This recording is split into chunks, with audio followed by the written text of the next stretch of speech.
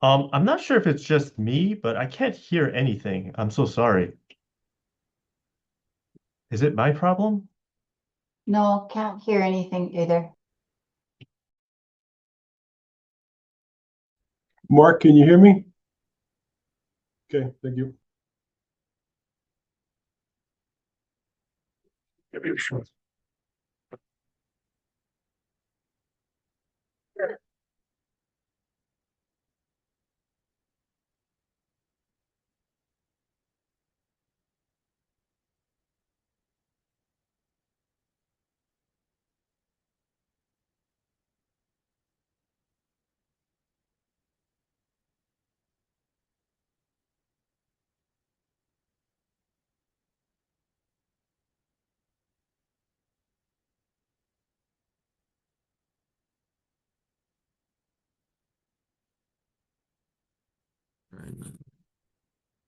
Test. Oh, I'm hearing that. You can hear us now? Yes, yes, I can. Okay. George, we're getting feedback also here.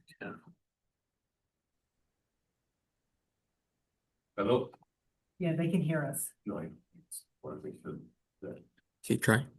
Hey, Mark and Martha, we can hear you, but I can hear you, but it's a little bit low, just so you know. Okay. Back down. All right.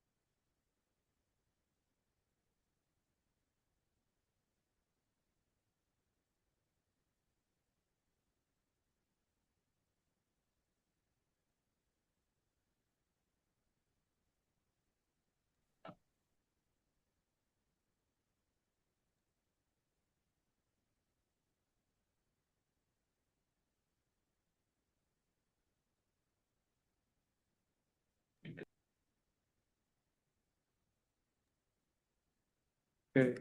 Okay, can we bring folks back on screen?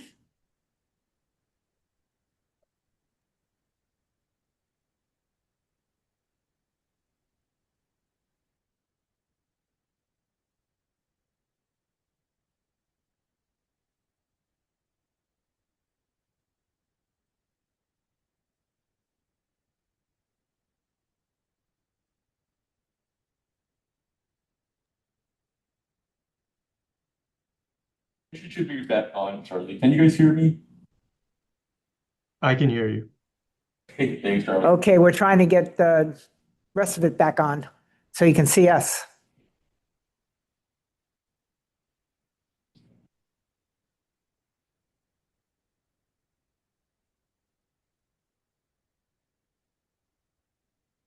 Okay, can people hear us? Yes. Good, thank you. Okay, Thank you. Just to recap what happened when you could not hear us. We have three of the commissioners present today, and Mark Browning is off island, and Mike Town will be a little late. We are at the item number 3 on the agenda. We're about to discuss and approve the minutes of the June 18th Maui County meeting. If no further discussion, all in favor? all in favor, say aye. Aye. Hi. All opposed, same. Okay, motion passed.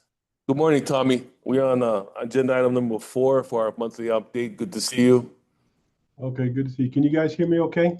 Yes. Yes. Yes. So I got a couple of updates for you. First, we're going to begin with the Makahiki.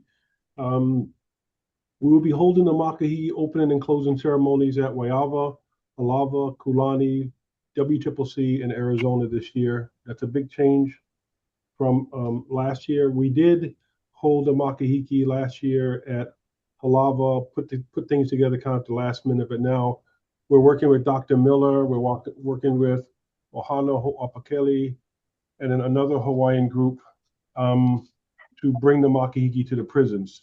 The reason why you see WCCC there because it's a hybrid prison jail. It's the only female facility we have, but the other three are the male prisons, and of course the contract facility in Arizona. So more to come as we put that together. I want to thank Dr. Miller for her assistance in helping us put these things together, and the community groups that are helping us, and then the staff of the facilities, because this will be the first time we've done this across the board in the prisons in Hawaii, and we think it's long overdue. And so this will be a great start for us to bring more cultural programs into the facilities. The second is, as you guys know, the compassionate release bills did not pass. They went to committee, both Senate Bill 2688 and House Bill 1628. So I'm not sure if they're effectively dead or can be resurrected. We had come to an agreement for the most part on the language in the bills. So we'll have to see. There will be some changes. Our understanding is in some of the committees, because as you guys know, Representative Bellotti left the House to run for higher office. So we're going to have a new chair on the House side of the Public Safety Committee. We don't know who that is yet. Nadine has to make that announcement probably in a few months, so we'll all know. We did get a JAG grant for $159,420 for Intake Service Center Mental Health and Justice Systems project. And so it's a 3-year project to develop interview screening instruments using existing administrative data to be able to provide courts with information at the initial arraignment. So that's going to try to help us address some of these issues of making sure that the courts get the information in a timely manner and that it is as accurate as possible. So the idea is show a proof of concept that it works, that we're providing additional information, more accurate information to the courts. And if that's the case, then that special project or the grant will try then to seek permanent funding. So, and add that to our tool belt, if you will. In addition to that, the biggest news is the changes to the OCCC project. So I'm going to kind of go over them and then try to explain it, why we make certain changes.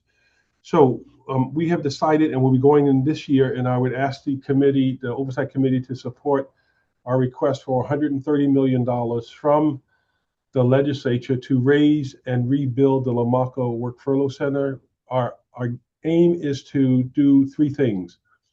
One is to raise and rebuild it and rename it to the Reentry and Reintegration Center to get away from work furlough. 2 is to increase the bed capacity to 240 beds, which means we're going to go up. We would then combine the inmates auto module 20 with the current 90-something beds that are there. The reason why we're asking for 240 beds is, remember, I told you guys we had Dr. Janet Davidson complete a classification study. So right now we have a pilot project running with the new instrument and the old instrument, so we can check the validity of the new instrument. But we anticipate that our findings would be that we may be holding people at higher levels of custody for longer than they should be. So we anticipate having more inmates move downstream, if you will, much faster than before. So we need the community bed space for them there. I think I mentioned to you before, like if someone commits a high misconduct, it's greatest or high misconduct, it's 1 year to 18 months at the medium level. Well, the problem with that is it doesn't give the person any light at the end of the tunnel. So under the new classification system, we would review the person every 6 months and even sooner in some cases to try to move them down back into the programming phase as sooner than later. So we anticipate, and in addition to raising and rebuilding the Lamaka Work Furlough Center, we will also combine our Oahu Intake Service Center into that location on the other side of the building, so we can do community supervision and work furlough out of one site. By doing that, we think we may be able to do more deflection and diversion from the system by working with the courts. In anticipation of that, we're going to use our own money to increase our electronic monitoring capabilities that we currently have now. And we're looking at more active systems as opposed to passive systems. So right now we have a passive system that sends us an alert when there's a violation. Unfortunately, if the alert comes in after 4:30 p.m., there's nobody there to get it because the case managers aren't there. So we're looking at more active system where we can get the alerts 24/7, and then we will have to determine how we're going to react to those alerts when we get them. That will be part of our review process to try to upgrade our electronic monitoring to a more active system instead of the passive system we have. Now, with that change, because of the changes to LAMACA work furlough, when we go in this year for the budget, we'll be asking for $130 million to raise and rebuild the LAMACA work furlough site. We're also going to ask for $18 million to raise and prep the special needs facility site. As you know, we closed it down because it was really in bad shape. So the water and sewer infrastructure is there. So our plan is to tear that down, prep the land, and then at some point, if the state, the legislatures want to return inmates from the mainland, we have that site to put a facility on.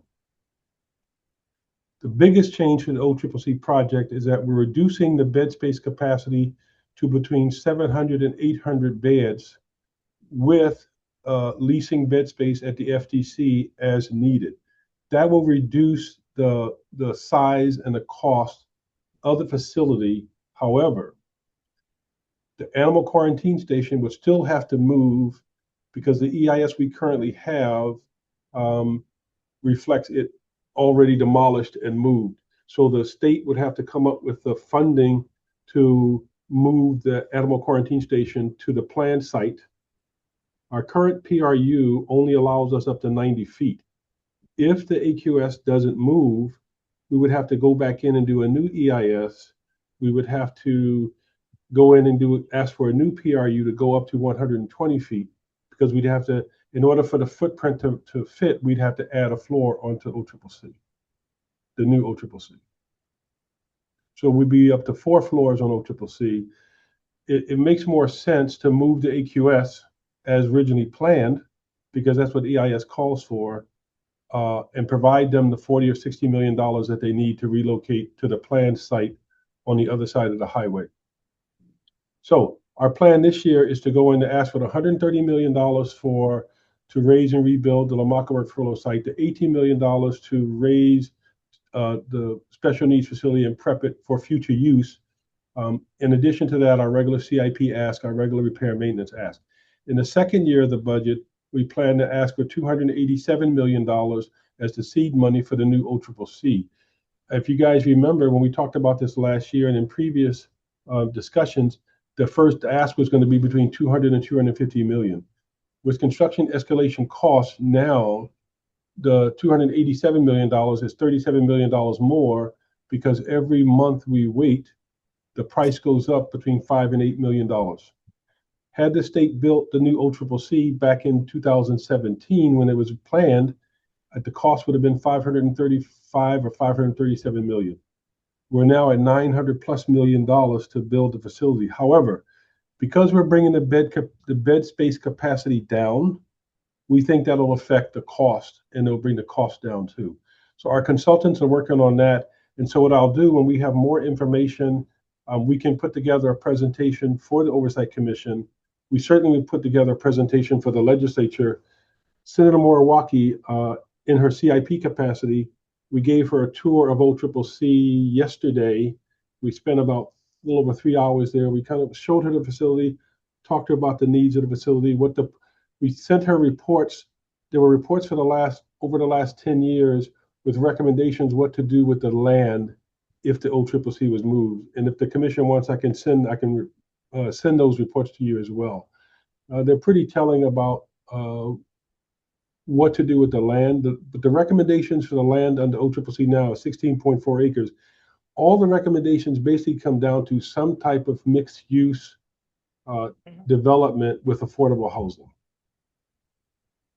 And that's where we stand on the OCCC. That's where we stand on LAMACA.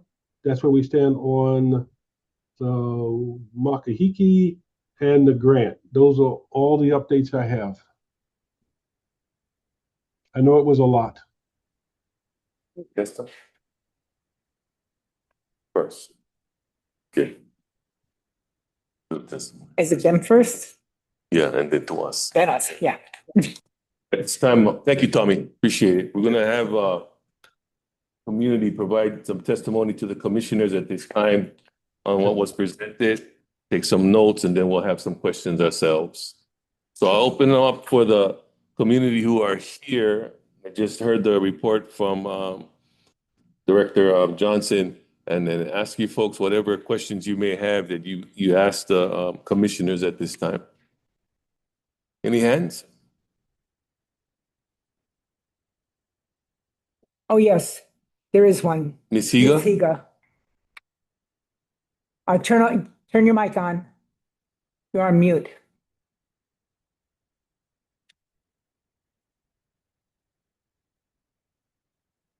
There you go. Hi there. Well, for my part, I really want to know how we can get the records that we've been requesting that we cannot get. And it's in 3 different sections, but Spam what? I'm not, but I am happy that we are. You just ask us questions concerning the testimony that was just read or presented. And Ms. Higa, at the end of the meeting, you can Bring that open it up. up to other things you want us to discuss, but this time it must be addressing what the director brought up. Okay. Thank you. Kalehau has his hand up. Kalehau, aloha. Hey, aloha Kamika. Aloha, you guys on the commission and Tommy Johnson. I would just like to comment on behalf of Ohana Hopakele Mahalo. Thank you for allowing us or opening up the doors that we can go in and begin the important work of makahiki in the facilities, state facilities. Mahalo. Thank you. Mahalo, Kalehau. No further testimony seen at this time. Commissioners, questions? Tommy, with the classification system, you mentioned that you have a pilot going on right now. Because you said you're looking for the validity of the system. So are a certain group of people being classified under both systems so you can do a comparison between them? That's what's Yes. going on. Okay. Yeah, so we have 2 instruments going side by side. Okay. And then I do want to bring up restrictive housing because we spent a lot of time our last meeting discussing restrictive housing, and the restrictive housing law that's found in section 353-41 of the statutes. It became effective July 1st, and the commission has a role in reviewing all restrictive housing. So have we received anything from the department yet on your policies governing restrictive housing? No, we're working with the Attorney General's office now. I did let the Attorney General's office know that it would be a challenge for us. We did provide proposed amendments last year. We provided them to Senator Fukunaga. Unfortunately, the bill was not introduced, so no hearing was held. And Representative Bellotti, as co-chair of the working group, if you remember, she canceled the remaining meetings, which means we had no opportunity to complete the discussion on the matter. So we're working with the AG's office now and Core Civic on proposed changes to our policies to try to comply with the law. But as I explained to the Attorney General's office, as currently written, we will not be able to comply with all provisions of the law. And in order to comply, we will have to send additional inmates to the mainland to create the space we need at Halava. And so that's what we're in the process of doing now, looking at who would be eligible for the transfers and then the special housing units we create at Halava so we can provide the separation and some of the issues in certain portions of the Act 292. Okay, I'm not as familiar with it as you are, Tommy, so I'm a little confused is why you would need more space for restrictive housing? I don't. Well, two things. I should have prefaced it, so I apologize. 2 things. One, the experts who came down to review our mental health and medical treatment services based on the Opulento lawsuit identified approximately 63 inmates at Halava that do not meet the forensic level of care needed to go to the state hospital, but needed a high level of care that we can provide. So we're in the process of negotiating with a vendor to provide that level of care at a different location. Second to that would be because of some of the provisions in Act 292 with respect to the restrictive housing and how long people can be and where they can be housed, then we're having to move people around as much as possible at Halava, but we also have to make more room in order to comply.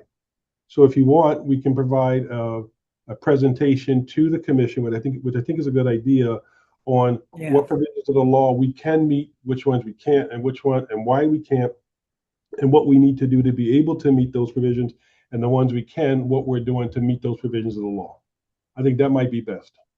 Okay, I think that's very important. Can we schedule that for our next meeting, or do you want to do it in September? Let's do it in September because I'll be traveling next week, and then I'll be back for a week, and I'll be out again for all unofficial travel for the ACA conference in Pittsburgh, at which time we're going to have a booth set up for the OCCC to try to generate interest in the project. So we can set that up for September. And so I will talk to my staff here. And so we'll work with, should work with George to try to schedule everything out. Yeah, it'd be working with George. And as you know, the commission has a very important role in this statute. So it's very important that we do get together and discuss it. Okay, so we'll plan that for September. And then the new beds. Tommy, I really appreciate the summary that you gave on the expansion of Laumaka.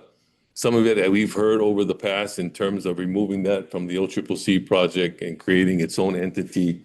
The process that you talked about in regards to anticipation of more inmates moving toward the system for the furlough process, is that something that you can implement now to help the other facilities that have empty beds in terms of Maui, Big Island, and your minimum security facilities? Well, we could, but I would prefer to wait until we finish the pilot project and look at the results.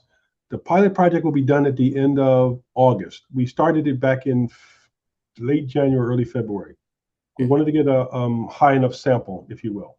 So I anticipate by the end of the year, we'll be implementing the changes from the new classification system.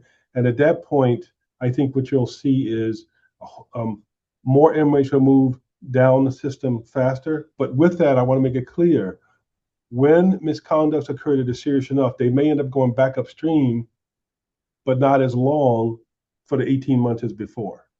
You see what I mean? Yes. So let's say the guy makes it to Waiava, but he has a major misconduct. So instead of going back to Halava for 18 months, he might go to Halava for 6 months or a little bit longer, while we do a reclassification and then do an earlier review than we normally would under the current classification system. Does that make sense? Okay. All right. But I think what I'm hoping to hear is that there is a plan to have to or initiate movement that's been stagnant for a while. Yeah, and the other thing I should have mentioned is we're also looking at some of those inmates who have a higher level of need than we can provide at Halava.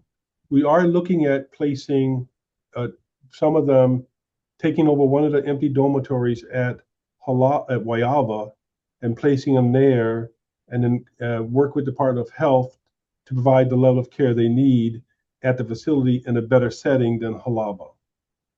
So that's one of the things we're considering. When I was talking to Senator Moriwaki, she asked me to touch base with Dr. Fink, and I will, to see what we can do, because she's interested in not just this population, but she's interested in the system as a whole. Like, to give you a case in point, the state hospital is a little over $1,200 a day per person, right? But what they really need is DOH needs a step-down facility that doesn't need that higher level of forensic care. They can empty some of the beds at the state hospital in the forensic level, and also we can put people there that whose needs will be better met in a more wraparound case management therapeutic setting than in the jail. If that fails, then we're looking at Waiava to place them because that's a better environment overall. Yes. Okay. Thank you, Tommy. Are you able to share with us, as community has been calling us, about any mainland move that recently occurred? Well, yeah, we just did a mainland move last week. So what do you want to know specifically? Because, some of the issues have to do with security we won't discuss in open forum. Is this just your normal move to Arizona? The last move to Arizona was a normal move, a quarterly move to Arizona. In fact, the audit team just came back from Arizona. We had them up there when the inmates arrived. I guess what we're hearing is that people have said there's been an expansion, not an expansion of beds, but there's another facility besides the Arizona facility that's going to be used by Hawaii. Is there another facility besides the one we've currently seen? Yes, we are looking at another facility. I'm not at liberty to discuss it in open forum, but we are looking at a facility that can help meet the mental health needs, if we're not able to do it here, of that population of that 63 that the experts identified male. The experts also identified roughly just under 24 females, but it is not our intent to transfer any females to the mainland. We're going to work with Alan Johnson and Hina Malka. They're supposedly looking at opening up a secure facility here later this year. They're working out budgetary issues. So we'll be discussing placement of those female offenders there. But I want to make it clear, since the experts identified the 63 males at Halava and almost 24 females at Women's, some of them have already been released to like Pualani. Their sentences have expired. They've been paroled. So the numbers may not be what they originally were. I guess the important thing is whatever the expert used to evaluate and come up with the 63, that the department still has the ability to do that and keep that list alive. Yep. I do think, though, this is one of the challenges we have, to be honest with you. Even though the experts identified the 63, and I know for a fact 6 to 8 of them, the males, have been released, either maxed out or went to Pualani or parole. I think what we have to do is, as the new population comes in, then we need to identify those that need a higher level of care that we can provide, and try to work with the Department of Health to get them to take them into their custody. And so we are working on the MOU with the DOH now, which gives the overall say to our mental health branch administrator. If the Department of Health says no, and she, as the doctor, says yes, then that overrides the Department of Health, and they have to take the body. One of the problems we have is the courts order 2 different types of transfers. One is within 72 hours, we have to have the body there no matter what. So we do that, regardless of the census. But there's a second order sometimes the courts provide to us that says upon approval of the administrator of the state hospital. So that would be the cases that are not in crises, but need a high level of care. But what that does is that leaves the person with us, in which I think is an inappropriate setting. And so the administrator has the space to say, okay. I think so. We have anywhere from 2 to 3 people at any given time kind of in that limbo status until the bed opens up over there. But I can tell you this, being overcrowded at the state hospital is much better than being here, because we simply cannot provide the level of care that person needs. And the environment is not conducive to rehabilitation or therapeutic environment at all. Now, this has been a decades-long problem, as you're aware. I mean, there have been times when the state hospital was so overcrowded that we had people that were found not guilty by reason of insanity that stayed in the correctional facilities, were not able to be, and sometimes stayed for years in the correctional facilities. So it's a long-term process. I want to be devil's advocate here, though. Sending mentally ill to the mainland, number one, you're separating them from their families.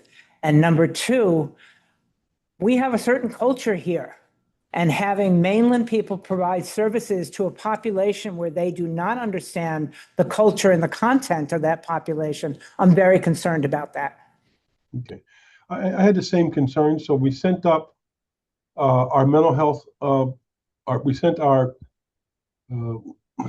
medical director, Dr. Tresh. We sent Dr. Aaron Wilkinson, who's our mental health division chief. We sent up Scott Jimbo, who's the administrator for for the mainland FTC branch. We sent up Tina, who's our head nurse who supervises the LPNs and the nurses, to look at the facility. They made some recommendations. And so Scott sent us videos of the changes made to the facility. The problem we have is that if we have no options here to provide that therapeutic environment they need, we have no choice but to put them there so that they can receive the level of care that they need in a better environment. The bottom line is that the state as a whole, the system needs to step up and provide the appropriate care in the community that these folks need, but also the step down that they need who don't require a level to be able to stay hospital, but they need a higher level of care than we can provide. We're just trying to provide for their care and their needs in a better environment. Unfortunately for us, we don't have that environment here. You're suffering from the same thing that every jail jurisdiction is suffering from. They have become the de facto state hospitals. Yeah, unfortunately, I agree. Any other further questions? Ron? I would like to add one thing though. So what we looked at was when we moved that, if we have to move that population there, so no final decision been made because they're prepping the facility. We still haven't signed a contract. We looked at how do we then maintain as much connectivity as we can with the family. So we looked at things like almost unlimited video visits, telephone calls. Whenever they go up, when family members go up to Arizona, they get to visit all day, every day.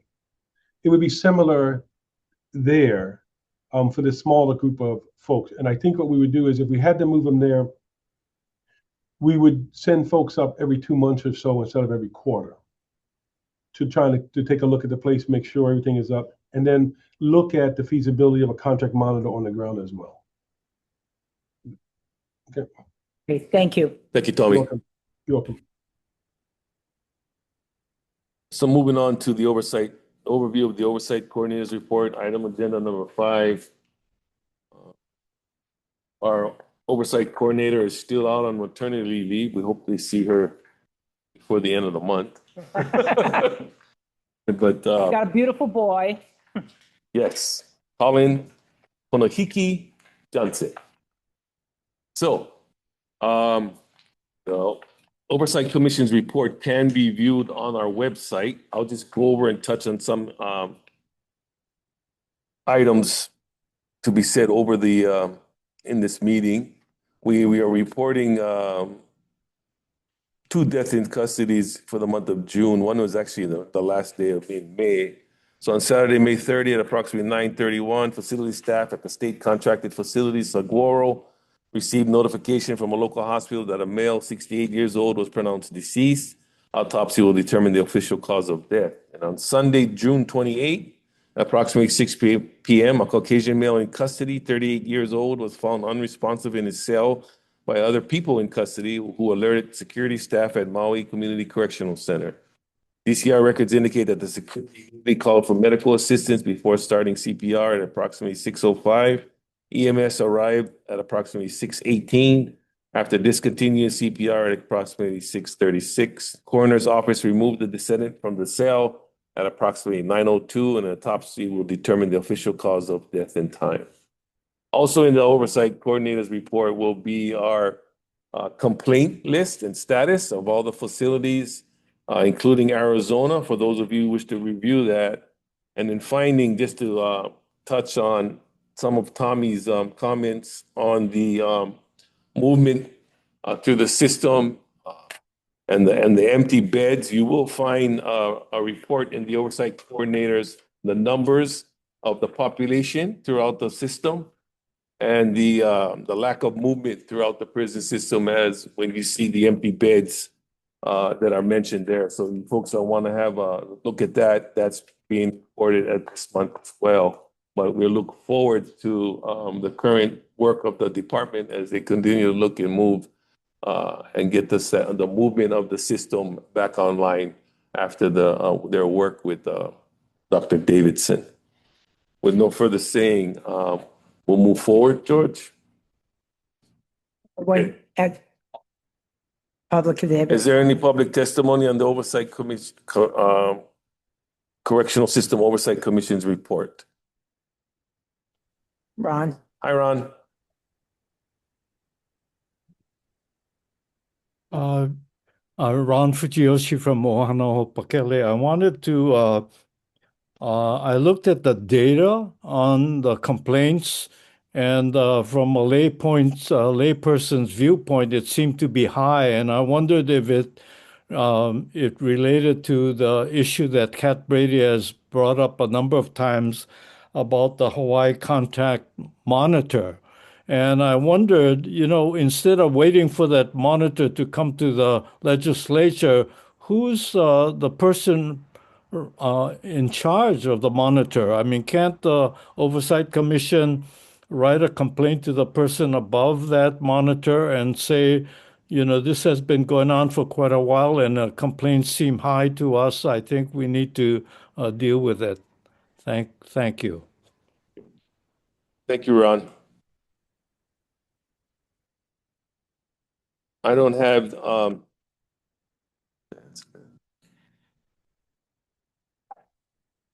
it is a problem that we're looking at right now and how best to address it. And Alec can give us briefly the contract monitor complaints. Stand up so people can see you. Yes, our prison oversight specialist is looking into that presently. Yeah. So we're aware of that, and we're currently looking into it. We are aware of the situation, Ron. Yeah, the oversight coordinator has the most information. She's not here at the particular point in time. We were creating a report that we can present upon her return. Okay. And in reality, the majority of the complaints out of the prison system actually has to do with the parole board. Okay. Especially out of Arizona. And the majority of the complaints coming out of the jail system, it has to do with medical issues. Okay. So there is a way that we have created through the oversight coordinator and Alec, who just spoke. We have created a database of all our complaints. Yeah. And so as they seem high, we can also group them into things that the commission is mandated to manage and the ones that we don't have any authority to manage. Which is parole. We do not have authority parole. over parole, so we just have to forward those complaints to parole Yeah. for them to respond Or to. make recommendation in the legislation on what reform needs to be done, with the judiciary as well as the parole board in terms of sentencing. Yeah. Thank you, Ron. Let's move on to item number 6 on the agenda, which is the overview of our visit to Maui last month. Martha? Okay, there were 4 commissioners who attended the Maui site visit. That was Mark Patterson, Mark Browning, Ronnie Barra, and myself. And we were given all access. We were given unfettered access to the facility. Any place we wanted to see, we were taken to. And also we could talk to whoever we wanted to, and in private. So it was very accommodating, the staff was. Warden Endo and Security Chief Labasan were in Honolulu for the annual incentive award ceremony. So we did not meet with them. Lieutenant Hedges instead was the one who led us around. He was very, very accommodating. We appreciate his openness with us. Let's see, Maui's capacity is 301, but the time we were visiting, dorms 6 and 7, which have a capacity of 100, were closed. And the reason they were closed is they're building a new women's secure area, and they're using dorm 6 and 7 area as staging for that construction. So it means that even though we had a lower number of inmates, there were 211 inmates in 301 beds. Actually, there were only 201 beds because 100 were taken out, which resulted in some places having triple cells where they should be double cells. So the commission did not visit all the living units. We will say that one thing that was very pleasant to hear, that Lieutenant Hedges and other staff reported to us the Maui courts and judges are actively monitoring cases at the facility to consider those who can be safely released into the community. Not only are pretrial misdemeanors and felons reviewed for release, but also those sentenced short-term and probation violators. And these efforts are very much appreciated by the staff, and we also appreciate them. The general observations is, again, it's an aging facility. The facility it was basically pretty clean, given the age of it. Like one thing we did notice throughout is there's mold on the ceilings in the showers. Maintaining that facility and a facility of that age is very hard, and we think they're doing their best to do that, but we do have to be aware things like mold can cause illnesses. Due to 6 and 7 being closed, the furlough population was moved to the back of the facility to another minimum security building, but it's really buried deep into the facility, so it's not near the road anymore to be released to work furlough. So it's more like staying in the correctional population. The lieutenant noticed that all inmate work lines that are assigned within the facility, they do not have any outside work lines. So they're not doing like DOT, road clearing and things like that. And they also do not have any correctional industries activities at the time. We were also informed by Lieutenant Hedges that 6 males and 3 females are currently on work furlough. There was also an additional female that was on extended furlough. One of the complaints we had, and we think this is a very important one for Tommy to pay attention to, is that one inmate said that because of the reduction in the case management staff, that they were required once a week to report back to the facility during their work day to meet with their social worker. The social worker or the case manager was not able to go to their work sites. And so the inmates did complain at the time that there was only one case manager assigned to the men, Chase DeCoit. So I got to talk to the warden afterwards, and she said that up until April, they have 6 positions, 3 of them were filled, and 1 woman is pregnant and is out on maternity leave right now. So only 2 were filled. But through a project that's with the Department of Human Resource Development, it's called WikiWiki Hire. The department is allowed to hire directly certain positions, and case managers and human service professionals fall into that. So the warden was able to pick up 2 new workers. One started in May and one started in June. So that gives them 5 out of 6 positions filled. And I'm hoping as a result of that, that no longer will inmates have to report back to the facility during their workday. If they were not able to get a ride back and a ride to the facility and a ride back to their job, they didn't go to work that day, which meant they were losing pay and even jeopardizing their employment. So I'm hoping the increase will be able to resolve that. Let's see. We visited Module B. Module B and C are both of 24 cells that can be double celled for a capacity of 48, but in fact, there were 61 inmates living there at that time, which meant 13 of the cells were assigned 3 inmates. So it is an example of overcrowding in part that could have happened because of 6 and 7 being closed.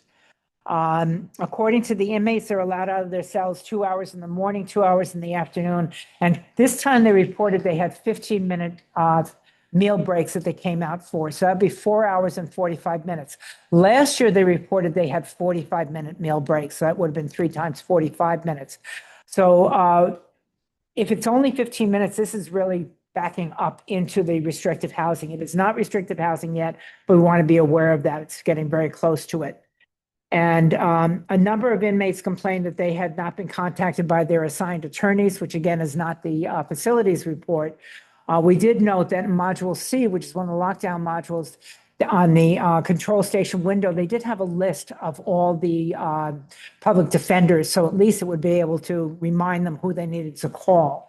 But unfortunately, this is a continuing problem. It could be shortage in the public defender's office. I'm not sure would lead to this. Let's see. We didn't visit Module A, but there were 63 inmates again in those 48 beds. Module C and D are single story restrictive housing living units. They were built like that. Module C is for the maximum and closed custody inmates, and Module D is for disciplinary seg.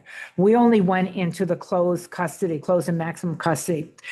There were 4 inmates assigned at that time, but one guy was only in there because he had broken his finger and he had a metal cast on, and they did not want to put him in the general population with that metal cast.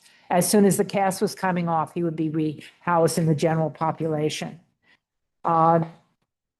It was very clear that the facility has been very good at not sending people to disciplinary seg unless they felt they really needed to have only 2 males out of the total number of males at that facility was really remarkable. So we appreciate that very much.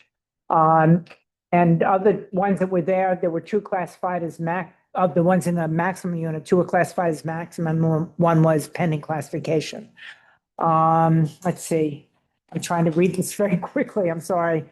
But the current underutilization, we have to credit the staff in the facility with this, is number 1, there's a decrease in the rule violations related to confinement, improved behavioral management within the residential units, and strengthening the programming and staff engagement. This reflects very positively on the staff.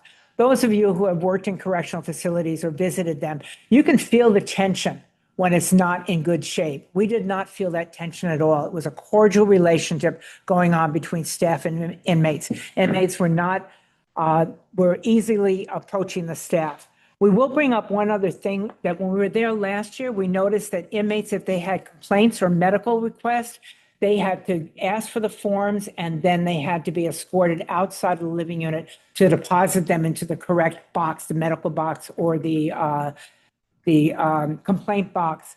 And so we asked that they move those boxes to inside the unit. The facility complied, and the inmates ripped the boxes off the wall. We could even see where the holes had been drilled for those boxes. So they are once again right outside the living unit. You open a door and they're hanging from the wall right there by control.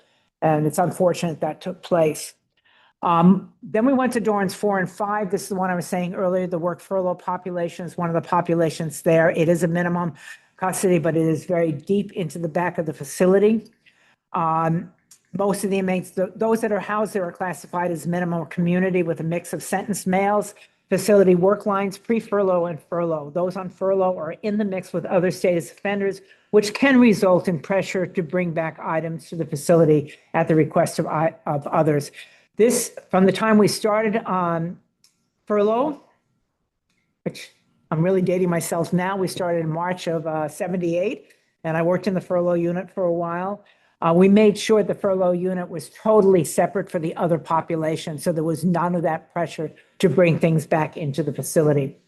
The inmates, though, did bring up a number of concerns. Number 1, they found they had to repeat program that they completed in Arizona or even other state facilities, resulting in stagnation instead of moving progressive into the reentry process. They had also said there was a limited ability or availability of programs to get the ones they needed to complete to be released on parole. Once classified and eligible to work furlough, getting stuck for months without any progress, as there was no adequate case management staff to assist. So hopefully this is going to be resolved. But another important thing they brought up is that the facility had a contract with Maui Economic Opportunity to assist in securing employment in the community. And a Mr. Bishop from MEO was assigned to them, and the inmate said he was essential in making progress in the process of getting work, but he retired and no replacement has been made. Some of the inmates said they were even concerned because they had heard the contract was canceled. I forgot to ask the warden that question. Also, MCCC has done a good job of making positive relationships with some industry on the outside. And so they first refer the inmates to those industries, and they're willing to hire people. But the complaint was from the inmates, especially those that worked in construction, it's not matching their skills to the jobs that are available. And the inmates are more concerned about getting jobs that once they are released, when they finish their furlough and they're in the community, they'll be able to continue in that job because it does match the skills they have. Like one guy used an example of drywall. That's what his profession was. And the inmates also complained they did not have adequate access to recreation outside of the living unit. The ACO said that they do get to go out each day.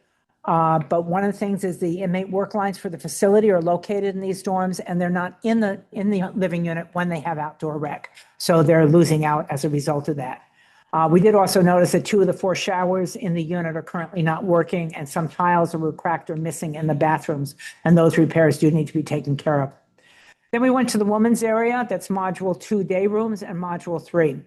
Module 2 and 3 house both pretrial and sentence information. the inmates, those populations should not be mixed, but because of the limit of the size, sometimes they are mixed. They are going back and forth between the two. Things seem to be pretty cordial there too.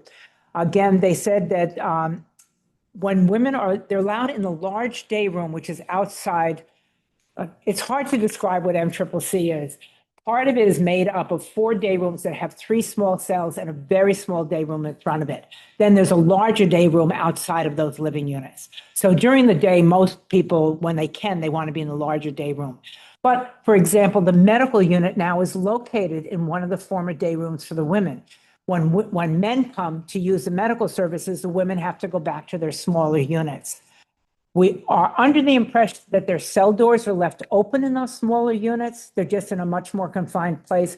So we don't know whether this will run into a restrictive housing problem or not. As of now, I don't see that it would. They also have a corridor of cells that are open, and there is a big outdoor rec area separating the two. So the women every day have access to a cement floored outdoor rec area every day. Not all the men have that access. Let's see. Women, they didn't have too many complaints for us. They were pretty limited, but one of the things they did complain about is commissary comes every 2 weeks. Now, the meal schedules in correctional facilities usually happen within a 12-hour period from breakfast to dinner, which means you're going up with more than 12 hours without any food. So if you're not having your snacks available, people get hungry. So we're hoping that that can be resolved and they can have their commissary more often than that. The medical unit continues to be understaffed. This is statewide, and it's not just correctional facilities, as you're aware. There were 3 nurses assigned to the facility, with 1 being a nurse practitioner who usually works from home, is my understanding, and she's the one responsible for prescribing medicine. We do not have a state doctor on staff. There is a doctor who provides limited medical care, and he comes in on Tuesdays for several hours, again, seeing both men and women. And the facility does not have adequate mental health staff to care for the needs of the inmates. There is no infirmary at these smaller facilities. The kitchen was in good order when we went in there. The dishwasher had broken down, and they had already finished the bidding process and was getting replaced. And at this time, the steamer was down. And the most negative thing about the steamer being down, that's how they cook the rice. So they're having to cook the rice in the oven, which dries it out a lot. And there are complaints about the rice being too dry. Some system-wide issues that we continue to have is the lack of using our beds appropriately, and especially in the minimum security and the number of people that are on furlough. So we will continue to work with the department to start opening up our commission has a responsibility in the reentry process, and we want to make sure that the minimum beds are filled to the greatest extent possible, and that far more people are participating in furlough on the neighbor islands. And that's about it. Any other comments from those who visited? I think you said enough. Yeah. That was a lot. It was a good visit. Very impressed with the Maui security, the correctional force, and their work in their residential areas, as evident from the over a population of 221, they had 2 individuals in segregation. Yep. So that tells me a lot in my experience, is that when you have a segregation unit that's mostly empty, that there is a good program being managed in the residential areas by the correctional officers on the line, and things are being handled verbally rather than administrative. You could feel in the atmosphere that it is not it's not a strained relationship. It's a positive relationship between staff and those incarcerated. With that being said, I'll open up to public testimony of anything that we just mentioned about the Maui Community Correctional Center, if you choose so. Not seeing any, no further discussion. I want to open up an agenda item number 7 for public comment. This public comment or testimony can be on anything that has not been on the agenda that you would want the commission to follow up on. And so, Ms. Higa, this is the time you may want to bring your thing up again. Remember to unmute yourself. Okay? Okay. Hi. Well, first of all, I've been trying to request records of 3 different areas, and I can't really seem to get a perfect explanation of how to get it. We thought it could be somewhat easy to go and like fill out forms and stuff. And so that's what has been coming about over 3 months of trying to get records. And we've been trying to make a appointment with the I guess the warden. And I don't know if it is the same warden for the like all of the like prisons, or is it a different warden just for only Halava? Because Is, I've been trying to set up a like appointment, but we can't seem to get no appointment just to even ask questions. well, first of all, each facility has its own warden. And so Shannon Clooney is the warden at Lava. What kind of records are you requesting? Okay, first we started with time served records. These are from inmates trying to get their records afterwards of actually being like out. And they have came to me trying to like find help because they can't seem to get anything. And some of these inmates were actually wrongfully basically convicted. So we are trying to get all these things together. And that's the part that we cannot get. And the other ones is food, water inspections. And the other one was grievance. They just want to check on all of their own complaints. How do they do this? What is like a process? Can just somebody explain it to us? Who do we have to send it to? Like, I don't know if I'm sending my own request to the right office, or do I send it to Department of Public Safety headquarters? Like, so where do I send it to? I sent it to the like prison, I sent it to here, I sent it to 4 different places, and nobody can get anything. Okay, could you go onto our website and what you are seeking, let us know what you're seeking, and we'll try and work with the facility and see what you can get. I don't know what is available to Okay. just anybody. Like some things may Yeah. only be available to the person who is affected by that record. That someone else cannot ask for it, only that person can ask for it. So we'll try and help get some answers to your questions, okay? Yeah, because then at least I can just actually tell them how to go and like, get it, because they don't know who to actually trust because they've been inside of the like system. So they feel kind of like, yeah, so that is wherever I come in. And so, I try to help them to get that part all taken care of so they can go forward. Okay. Provide us a Okay, summary on thank our you very website, much. and we'll get back to you on helping you to navigate the system. Thank you, Ms. Hugo. Okay, thank you very much. Kat, go ahead, Kat. Good morning. Unmute, Kat, unmute. I'm trying. There you go. Okay. Good morning, everyone, and thank you so much for this really comprehensive meeting. I have two things from Arizona, from Saguaro. It has been oppressively hot there. I talked to somebody 2 days ago, and it was 115 degrees there. The modules are air conditioned, but the chow hall is not. And the chow hall was at 130 degrees. After complaints, they are now delivering food to the modules. So that's good. But we want to make sure that you monitor the air conditioning because there are several elderly people there, and I'm really concerned because sometimes people have to walk out of the building where their module is and walk to another building to get meds or whatever. And that is, one guy told me that he almost fainted. It was so hot. And then you have to wait outside. So that's a problem.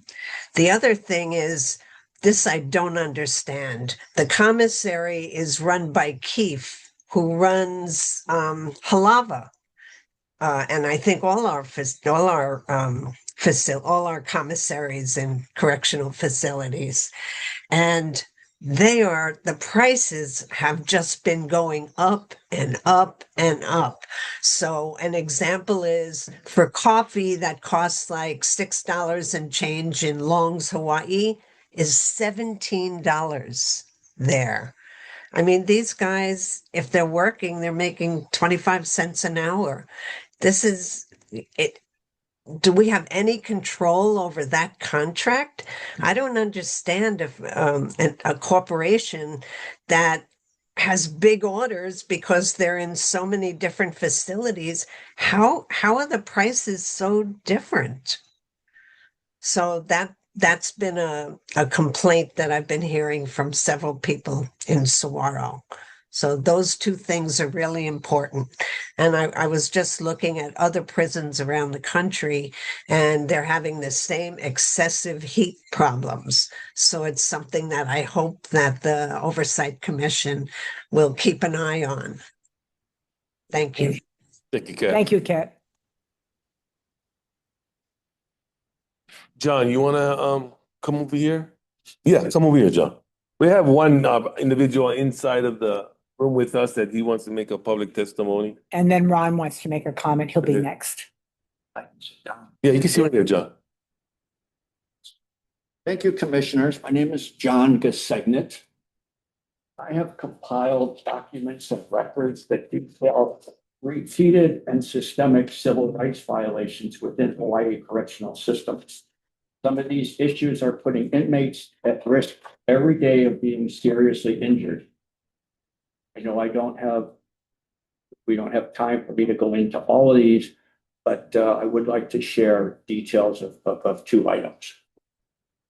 March 2019, DCR signed a settlement agreement with the Department of Justice in Washington Civil Rights Division.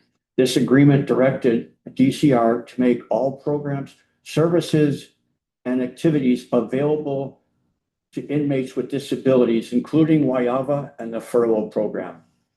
In May 2023, my direct intervention led to the Department of Justice directing Department of Corrections and Rehabilitation to implement 24-hour nursing, and someone got into a vehicle and timed the physical distance between the facility, Waiava, and the nearest hospital, and make other changes to make the facility available for inmates with disabilities. The problem is the case managers and the administrators at Waiava are assigning inmates wherever they feel they want to. They are not communicating with the medical unit to find out if this job is appropriate for the inmate. They don't know or they don't care if the job is beyond the inmate's physical capabilities or disabilities. This is why they are putting inmates at risk of being seriously injured. I have many examples, but I would like to share just two with you now. Derek Luna was a 58-year-old man. Derek had a heart condition. Because of his heart condition, he had a stroke. He has a severe speech impairment. It's obvious to anybody, even without a medical background, that the man had a stroke. Derek had several medical restrictions, including no climbing, no lifting. Derek was riding around in the back of a pickup truck assigned to building maintenance. I don't need to read the job description for building maintenance.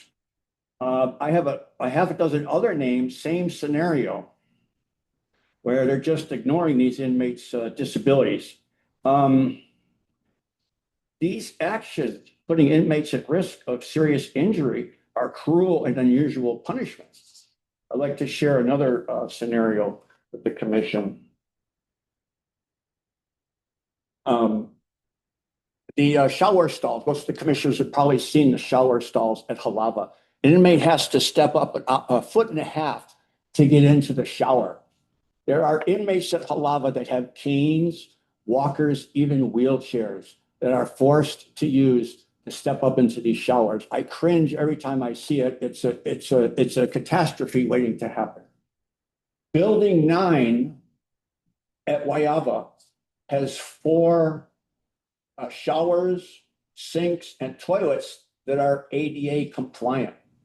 There's no steps, there's no gravel, there's no uneven terrain. It's all paved sidewalk and road.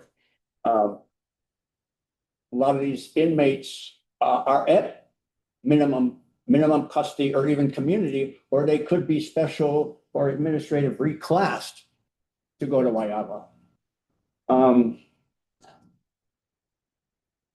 I'm going to end with this. The last time I arrived at Waiava, the first 3 hours, I witnessed at least 6 policies or procedures that were ignored or not even implemented. That includes a medical orientation, several things. My orientation was done by an inmate. I'll be happy to share that with the commissioner or anyone else. In my opinion, Waiava is including the medical unit, is in a administrative and operational crisis. Anybody that wants to, I'll be happy to share it with the commission or anybody else. Thank you. Thank you, John. Appreciate that time. I would appreciate if you can summarize a lot of that stuff and submit it to us in writing so that we can look at the details of it so that we can follow up. Okay, I have a lot of documents. Okay. All right. Thank you, John. Thank you. And Ron Fujioshi. Ron, you had something you wanted to say? Thank you. First, I want to congratulate Christine Johnson, although she's not here, for the junior member of the Oversight Commission.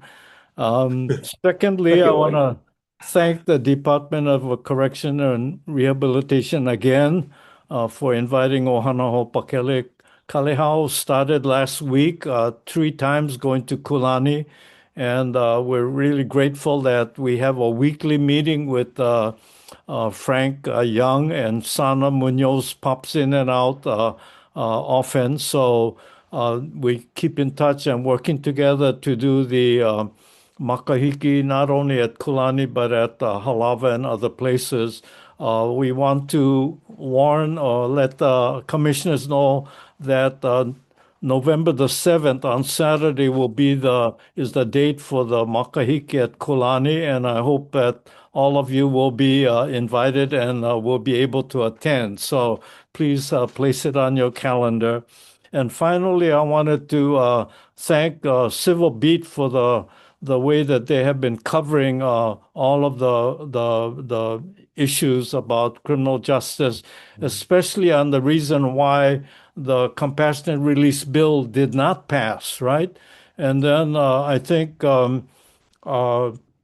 looking at the report of the 68-year-old person who died in Saguaro, I think, those things, Ohana Hopakele has been constantly saying that people, especially over 65, should be allowed out, and then compassionate release is very important to that. So I think I hope we continue to work together with the Oversight Commission in pushing for that bill next time, and thank Bob Merck and others who've done so much to do this. Thank you. Thank you. Thank you, Ron. Thank you for the work of Ho'opakele and what you bring to the Department of Corrections and Rehabilitation. Hopefully will lead to more of the Native Hawaiian program throughout the system. So thank you so much for your work. It's been a long journey, you guys, but you're there, and hopefully you're not done yet. And so thank you so much for hanging in there and for all that you do. You too, Kalehao. Anyone else have anything you want to say? Mark, when you have a moment, I'd like to have a couple things. Just let me know when. Yeah. I see no longer any testimonies. Commissioners, any more last comments? Go ahead, Mike. Yep. Very briefly, the issue keeps coming up from the community to me that we know judges set minimums. We know the parole board can set minimums. And then we know that the parole board always gives a chance, hopefully a fair due process chance to reduce the minimum. We tell the people with the minimums, if you keep your nose clean and you have no misconducts and do your programs, we will reduce the minimums. Many of these minimums are draconian. And the default should be liberty, shouldn't be more punishment. And then same goes with the misconduct. So I think that we need to get that on our radar and be well aware of it, that setting these minimums and then addressing them in a fair way. When I was on the parole board, we would come in and there'd be a piece of paper, everybody signed off, do not reduce the minimum. To me, that's wrong. And so I just mentioned that to you mindfully, that we need to do a little bit better in that regard. That's what I have. Thank you. Thank you, Mike. Ron? Yeah, thank you. I'm just concerned that, one death is enough, but we've been getting more than one death, and whether we have the autopsy reports to try to determine the commonality in these deaths. And I also wonder, when I was in the military, I know it's not the same, but when you get in, they give you a physical exam. They try to identify your medical needs. And I wonder if when we take these people in custody, that they're identified as far as the medical needs and treatment they need. So it's just like John, we're talking about disabilities, and whenever their medical issue can prohibit or assist in their assignments, that the assignor would look at the medical history and make the appropriate decision making. I just wonder, these things that I looked at, the ages that the people have died, 68, 38, and all it says is sometimes natural causes. Natural causes could be anything. It could be a disease or an injury when they went in.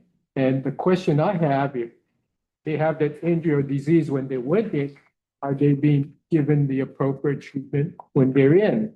And I've asked Marka, my question is, if they were not in custody and they had this injury or disease, would they be still alive? So what's the difference here? The type of treatment they get while they're in versus the type of treatment when they're out. So I'm really concerned about the medical needs of treatment that they receive while in custody. Thank you. Thank you, Ron. Martha? Oh, you're going to announce our next meeting, right? Because I was going to Yes. talk about HCCC. So, thank you for that, Ron, and Mike, for those comments. I think one last comment in terms of the compassionate release. I know that we are, and we've said it before, and hopefully we can come to some conclusion soon that we have been doing an extensive project on death in custody. Yeah, I believe we have obtained almost 300 records for the last at least 25 years, if not more. Yeah, on all the deaths on an annual basis. And I know one of the things that we've been waiting for, that because they've never really been asked, getting the autopsy reports from the medical examiner. So we did have an extensive amount of autopsy reports that were not provided for us. There were a lot that were. And so we're at a point where we're going to try and continually to keep you updated on where we are with that. Other than that, we do have statistics from each of those years on the deaths. It's pretty remarkable and unfortunate. We're not going to be able to fully report on it right now, but I just want to let everybody know that that continues to be a project that's led by Alec, one of our staff members. And hopefully, once we compile the rest of the autopsy records, we can come up with the answers for you, Ron, on what is the common causes of those natural deaths, et cetera, et cetera. So with that being said, thank you, everyone, for your comments. Thank you, John, for yours.